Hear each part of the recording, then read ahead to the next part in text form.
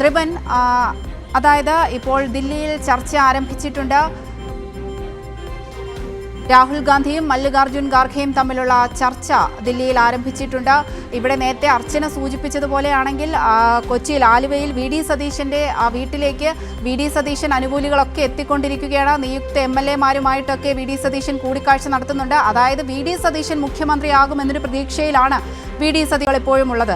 അതേ പ്രതീക്ഷ തന്നെയാണ് KC വേണുഗോപാൽ പക്ഷത്തിനും ചെന്നിത്തല പക്ഷത്തിനും ഒക്കെ ഉള്ളത്. എന്നാൽ ഇനി ഈ ചർച്ച വളരെ നിർണായകമായിരിക്കും. ഈ ചർച്ചയിൽ എന്ത് തീരുമാനമെടുക്കുന്നു എന്നത് അറിയാനാണ് കേരളം കാത്തിരിക്കുന്നത്.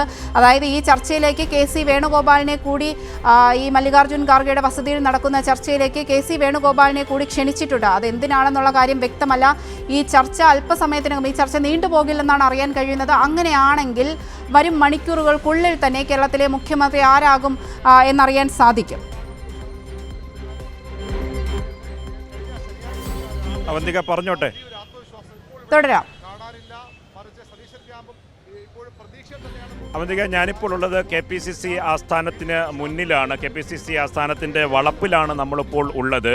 ആകാംക്ഷാഭരിതമായ രംഗങ്ങൾക്ക്, അന്തരീക്ഷത്തിന് ഇപ്പോൾ വിരാമമാകുമോ എന്നതാണ് ഏവരും നോക്കുന്നത്, ആകാംക്ഷാപൂർവ്വം കാത്തു നിൽക്കുന്നത്. കഴിഞ്ഞ ദിവസങ്ങളിൽ നേരത്തെ KC വേണുഗോപാലിൻ്റെ പ്രഖ്യാപനം വരും എന്ന തരത്തിൽ KPCC ആസ്ഥാനത്ത് ഒരു വിഭാഗം നേതാക്കൾ മാത്രമായിരുന്നു അന്ന് പ്രഖ്യാപനം കാത്ത് ടെലിവിഷന് മുന്നിൽ കാത്തിരുന്നത്. ഇപ്പോൾ അങ്ങനെയല്ല. കൊച്ചിയിൽ നിന്ന് ഉണ്ടാവുന്നത് പോലെ തന്നെ അതുപോലത്തെ ഒരു അവസ്ഥയുണ്ട്. ഇപ്പോൾ വി ഡി സതീശൻ്റെ അനുകൂലികളായിട്ടുള്ള തലസ്ഥാനത്തെ പ്രധാനപ്പെട്ട നേതാക്കളും KPCC ആസ്ഥാനത്ത് എത്തിച്ചേർന്നിട്ടുണ്ട്. അതുകൊണ്ട് എല്ലാ വിഭാഗവും ഒരുപോലെ പ്രതീക്ഷ അർപ്പിക്കുന്നുണ്ട്.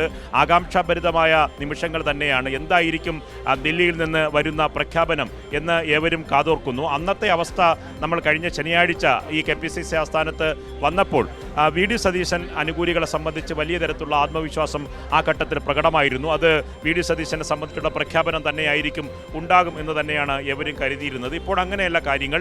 മൂന്ന് വിഭാഗത്തെ സംബന്ധിച്ചിടത്തോളം വലിയേറെ പ്രതീക്ഷയുണ്ട്. അവധിക നേരത്തെ സൂചിപ്പിച്ചതുപോലെ MLA-മാരുടെ കണക്കെടുത്തിട്ടുള്ള ഈ പ്രഖ്യാപനമാണ് എങ്കിൽ സ്വാഭാവികമായി അത് KC വേണുഗോപാലിന് അനുകൂലമായിരിക്കും. മറ്റൊന്ന്, പലതരത്തിലുള്ള സമ്മർദ്ദങ്ങളുണ്ടായി. പൊതു സ്വീകാര്യത,